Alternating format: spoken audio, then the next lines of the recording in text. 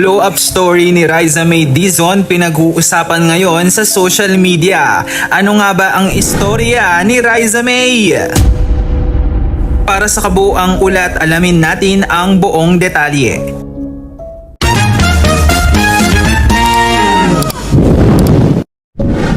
Mula sa simpleng pagsali at pagpanalo bilang Little Miss Philippines 2012, gulat at hanga ang buong bansa sa hindi kapani-paniwalang pagbabago sa buhay at itsura ng dating child star na si Riza May Dizon.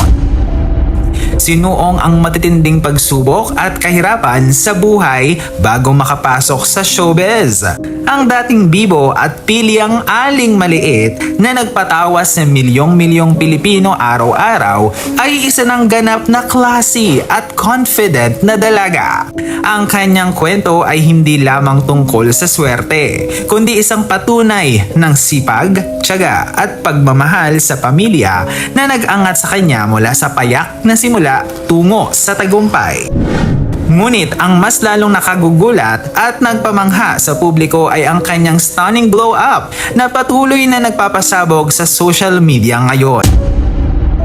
Malayo sa imahe ng bata na may iconic na cha-cha dance, si Riza ay hinahangaan na ngayon bilang isang ganap na trendsetter dahil sa kanyang eleganteng fashion posts, glowing skin at swabing pananamit na nagpapakita ng kanyang dalaga persona. Umapaw ang papuri mula sa netizens na halos hindi makapaniwala sa nakabibighaning transition ng aktres, kung saan pinatunayan niyang ang tunay na kagandahan at pag-unlad ay nagmumula sa tamang pag-aalaga sa sarili at paglago bilang isang inspirational na dalaga.